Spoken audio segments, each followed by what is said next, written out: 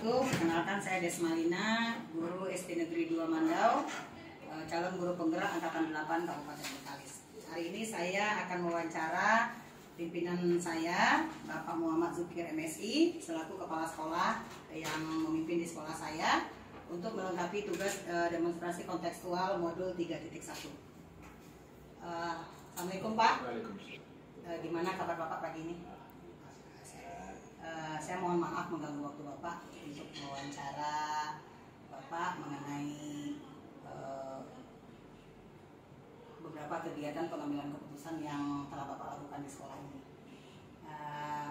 Yang pertama, saya mau tahu selama ini, selama Bapak menjadi pimpinan, bagaimana cara Bapak untuk mengidentifikasi kasus-kasus yang merupakan dilema etika atau bujukan moral. Kalau kita berbicara tentang dilema, sebelumnya kita perlu mengidentifikasi kasus-kasusnya.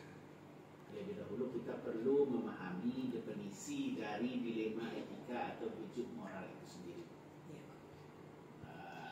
Bahwa dilema etika merupakan suatu situasi yang terjadi ketika seseorang harus memilih antara dua pilihan, di mana kedua-duanya itu pilihan yang secara moral tepat, secara moralnya benar, tetapi bertentangan.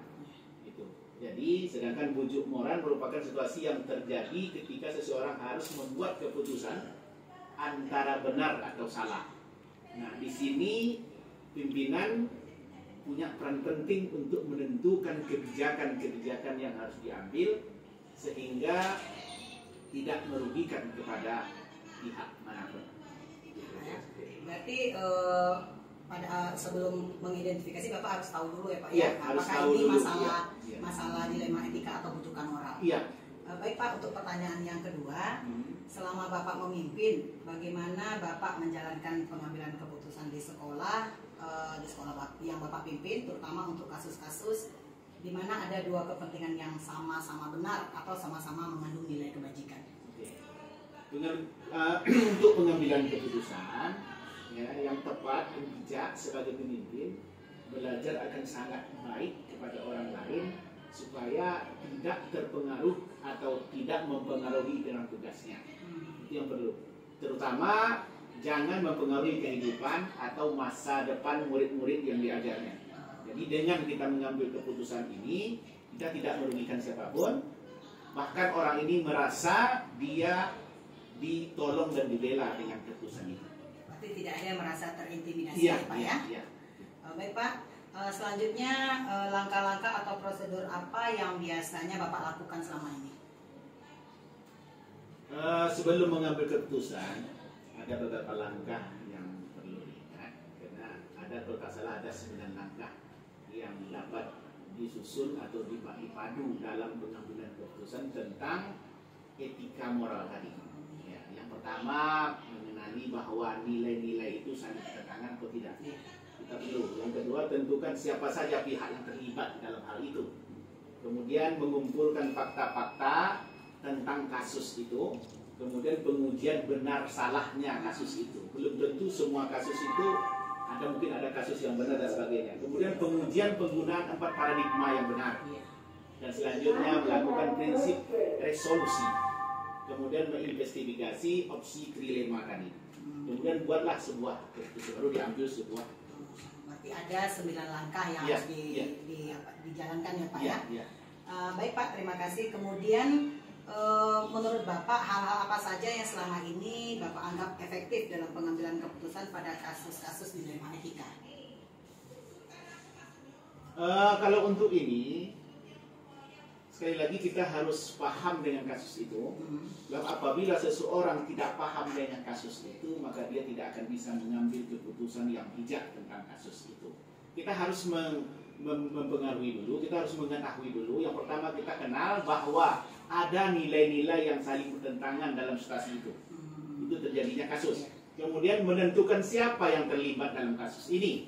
Kemudian kumpulkan fakta relevan dengan situasi tadi. Kemudian pengujian benar salah dan pengujian paradigma benar lawan benar atau melakukan prinsip resolusi yang sebenarnya. Berarti di sana ada rasa keadilan, ada individu, kebenaran lawan kesetiaan, dan untuk jangka pendek dan jangka panjang. Jadi dengan memperhatikan 4 paradigma, kemudian dengan menggunakan 9 langkah dalam pengambilan keputusan, Bapak sudah melaksanakan pengambilan keputusan secara efektif ya Pak ya. Ya.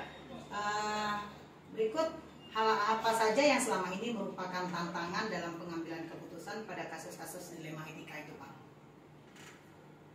Yang menjadi tantangan mungkin banyak, mungkin di tempat-tempat, apabila tempatnya berbeda maka situasinya akan berbeda. Tempat di sini mungkin keputusannya berbeda dengan tempat di sana. Ngaruh oleh lingkungan. Tantangan yang sering kita hadapi dalam kasus dilema etika di lingkungan kita sering dihadapkan dengan kondisi individu lawan masyarakat, kemudian kondisi rasa keadilan lawan rasa kebenaran, kemudian kondisi kebenaran lawan kesetiaan, dan kondisi jangka pendek dan jangka panjang. Jadi kondisi-kondisi ini harus kita perhatikan untuk mengambil sebuah keputusan. Sesuai 4 paradigma tadi ya Pak? Iya. Kemudian apakah Bapak memiliki jadwal tertentu dalam penyelesaian kasus dilema etika itu Pak? Maksudnya apakah Bapak menyelesaikannya di tempat atau memiliki jadwal tertentu dalam bentuk prosedur, atau seperti apa, prosedur apa yang Bapak jalankan? Kalau untuk menyelesaikan kasus ini, karena kasus itu bukan direncanakan. Apabila kasus direncanakan, berarti kita punya rencana untuk menyelesaikan. Ada kasus yang punya rencana untuk menyelesaikan, ada kasus yang spontan harus diselesaikan, dan ada kasus tuntutan yang harus mau tidak mau, suka tidak suka hari itu diselesaikan. Ketika kita menghadapi situasi dilema etika, akan ada nilai-nilai kebijakan mendasari yang bertentangan seperti cinta dan kasih sayang. Kalau sudah ada cinta dan sayang, memang ada hal-hal yang perlu kita perhatikan di sana. Kebenaran, keadilan, kebebasan, persatuan, toleransi, tanggung jawab, dan penghargaan akan hal-hal itu. Maka kalau situasinya memungkinkan, harus diselesaikan pada saat itu juga. Kasus tidak boleh diendapkan, jadi harus diselesaikan secepatnya. Cuman domain untuk menyelesaikan itu kapan, di mana, dan waktunya seperti apa. Baik Pak, ini pertanyaan berikutnya. Adakah seseorang atau faktor-faktor apa yang selama ini mempermudah atau membantu Bapak dalam pengambilan keputusan dalam kasus-kasus dilema etika itu Pak?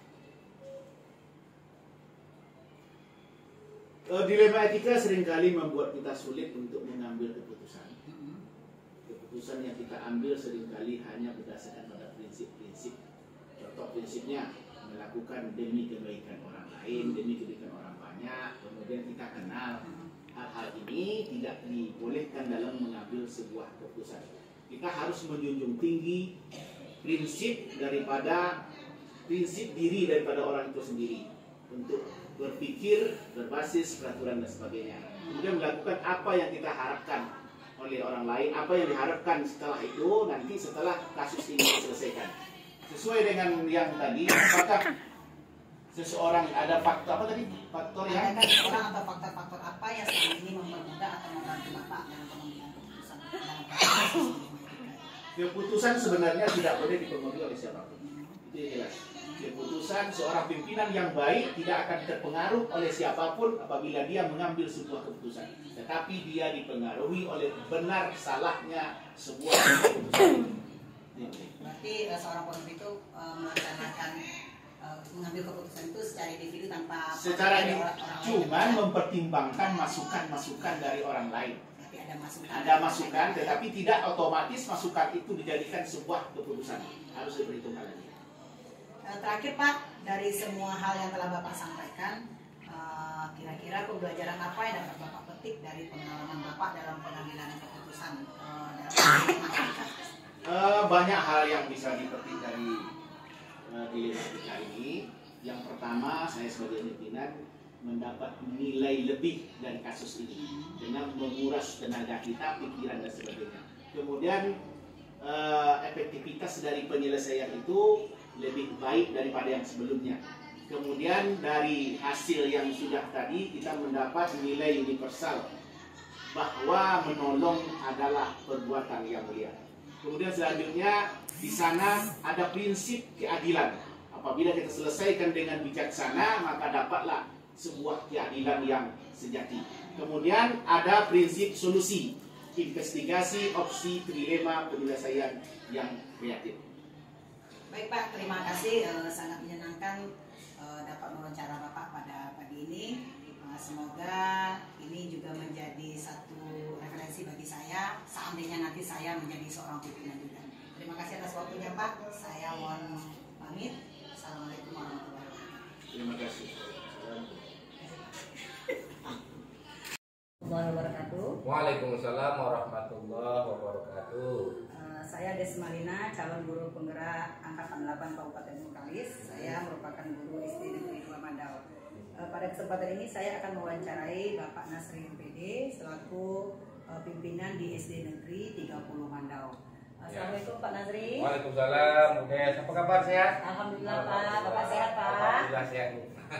Terima kasih Pak sudah meluangkan waktu untuk Ya, saya ya. dalam kegiatan wawancara ini. Ini merupakan pemenuhan tugas demonstrasi kontekstual modul 3.1 dalam pengambilan keputusan berbasis nilai kebajikan sebagai pemimpin. Pak ya, saya mohon waktu untuk Bapak untuk mewawancarai Bapak. Siap. Siangnya Pak. Yang pertama, selama Bapak menjabat sebagai kepala sekolah, bagaimana Bapak dapat mengidentifikasi kasus-kasus yang merupakan dilema etika atau rujukan moral? Oke, baik Bu Des. Sebelumnya terima kasih atas kunjungan Ibu ke SD Negeri 30 Mandau dalam rangka melaksanakan tugas yang ditentukan oleh kementerian Bu ya, Ya, untuk guru calon guru penggerak ya. Ya Pak. Baik Bu Des, dari pertanyaan tadi sangat luar biasa, itu berkaitan dengan kasus-kasus atau masalah-masalah yang berkaitan dengan dilema etika atau moral. Iya. Baik Ibu, dilema kasus yang berkaitan dengan dilema etika tadi itu memang ini sangat sulit untuk diselesaikan, tapi wajib dan harus mesti diselesaikan. Dilema etika itu ada kadangkala dua orang atau yang berseberangan itu mesti harus kita selesaikan.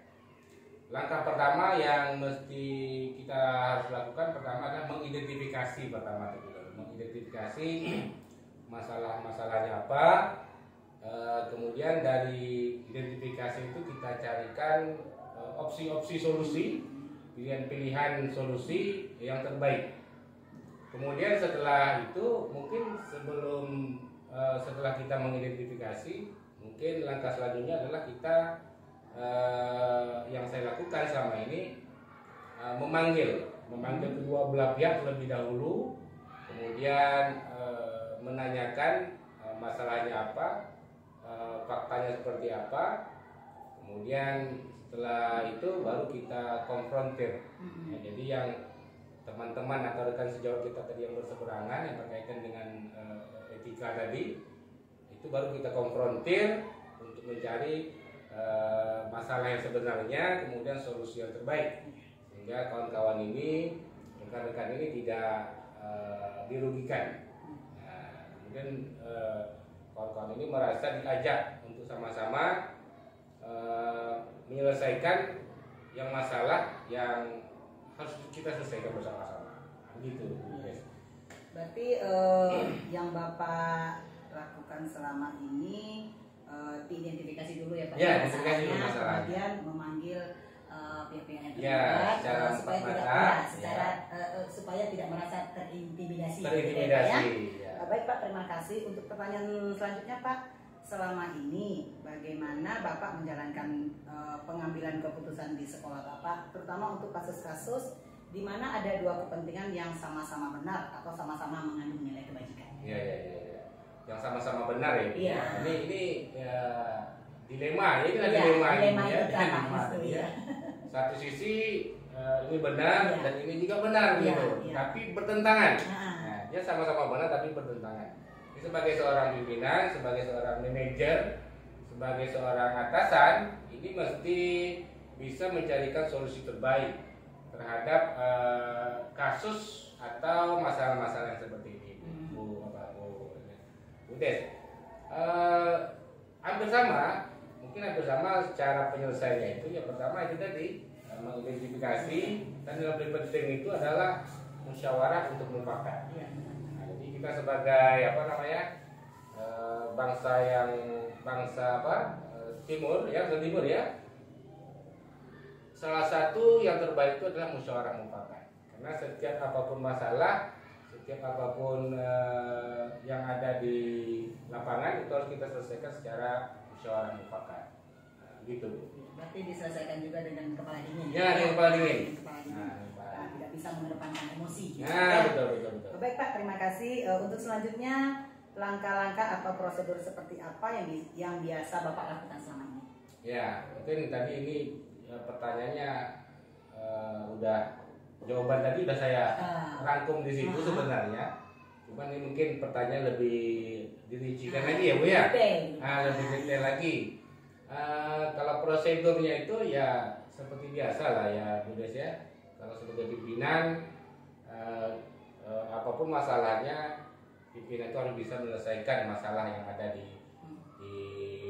lapangan maupun di institusi pemerintahan seperti di sekolah.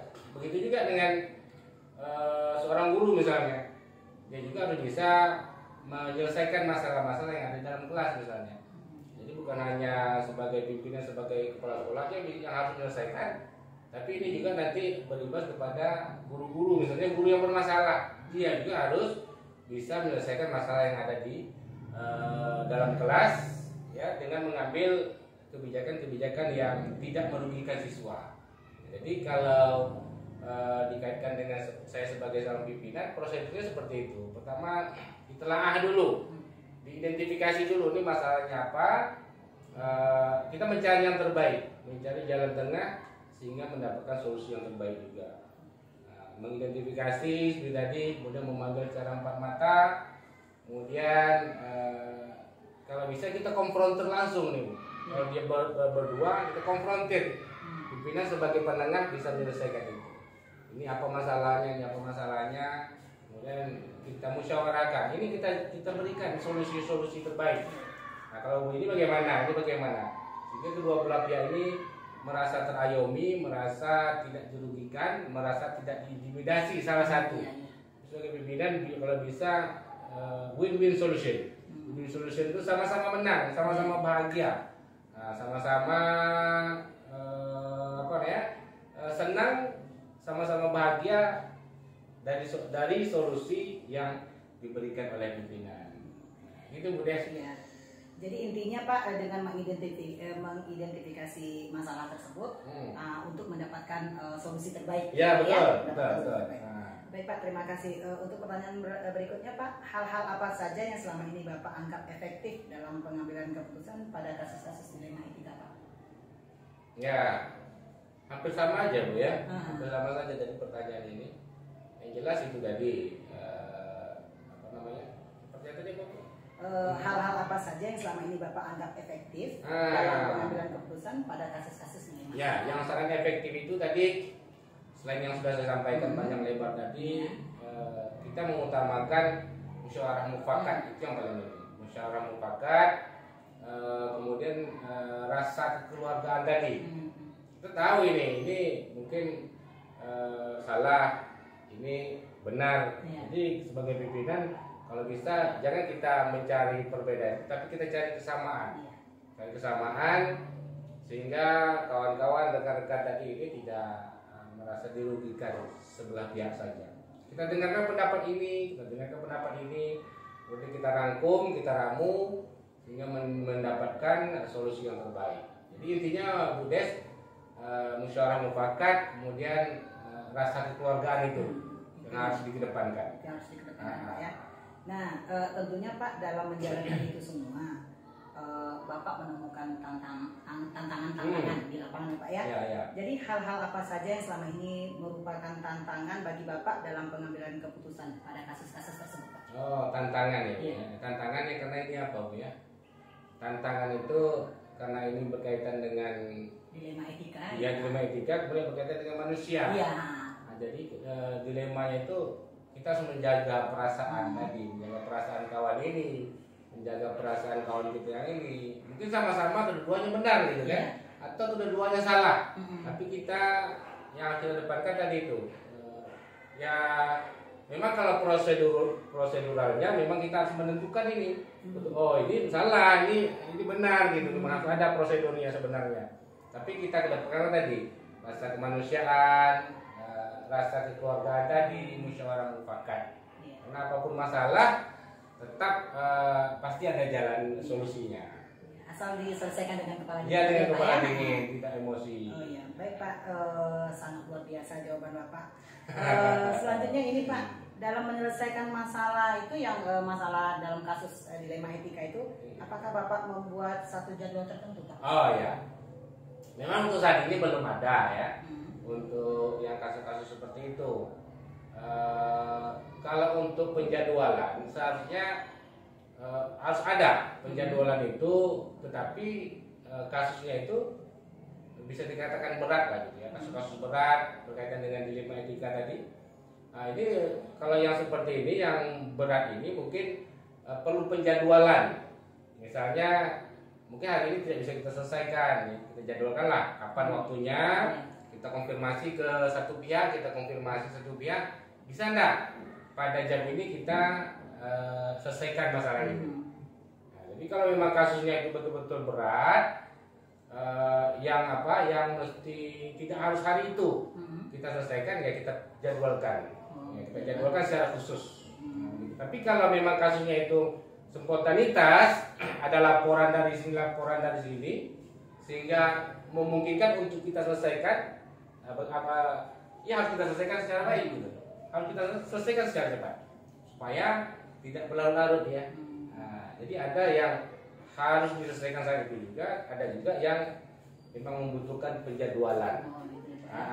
Tergantung seberapa berat masalahnya. Ya, ya. kalau masalah urgensinya. Berarti kalau masalahnya itu dianggap berat, mungkin perlu dijadwalkan. Ya, perlu ya. dijadwal mungkin. Kalau yang tidak berat mungkin bisa diselesaikan Selesaikan saat langsung. itu, gitu, Ya. ya. Ya mungkin sebagai kepala sekolah atau pimpinan kan mungkin tidak bisa diselesaikan. Mungkin membutuhkan bantuan orang lain, seperti atasan kita gitu, pengawas, atau di atas itu lagi korwil, bahkan kepala dinas. Kalau memang tak bisa diselesaikan, ya kita perlu penjadwalan ulang. Tapi saya kira sebagai pimpinan, sebagai seorang kepala sekolah mesti harus memiliki jiwa-jiwa itu, problem solving tadi, bisa menyelesaikan masalah. Pak, jadi tadi itu kan bentuk penyelesaiannya terjadwal atau tidak gitu ya. Kemudian bentuk atau prosedur seperti apa yang Bapak jalankan? Prosedur untuk penjadwalan tadi, ya.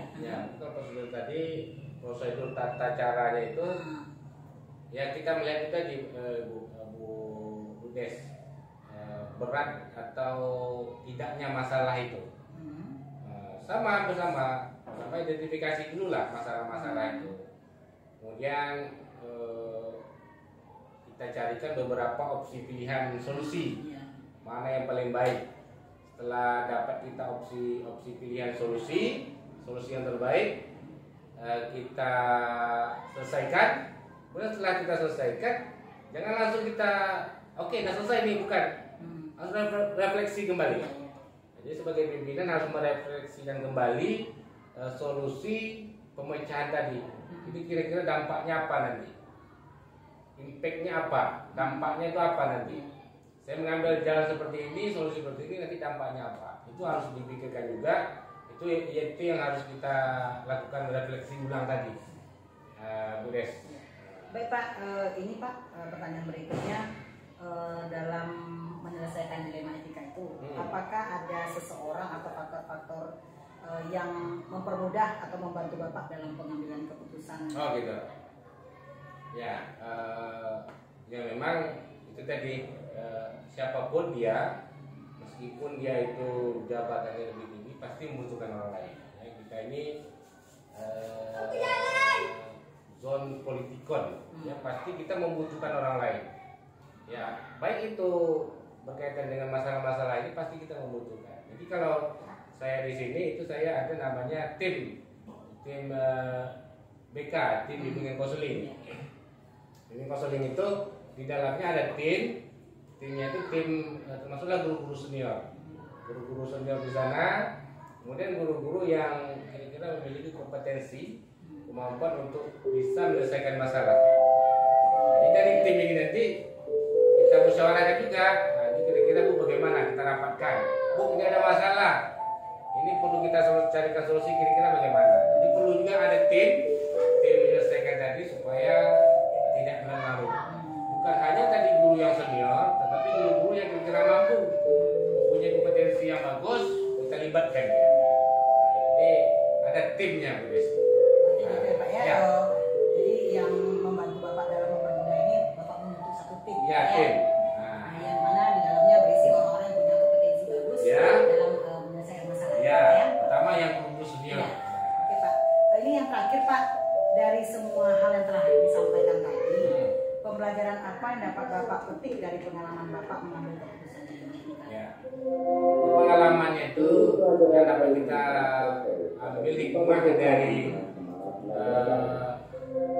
pemecahan masalah tadi. Pertama, yang paling utama itu adalah jangan sampai kita harus menjaga perasaan semua kawan-kawan, semua rekan-rekan itu harus kita jaga perasaannya. Meskipun kadang-kadang dia ada salah yang sangat fatal, tetap sebagai seorang pimpinan kita harus memberikan pemahaman bahwa ini tidak benar, Kalau bisa kita, sebagai pimpinan kita berikan masukan, berikan nasihat, sehingga apapun masalah bisa kita selesaikan secara kepala dingin, kita bisa selesaikan secara musyawarah.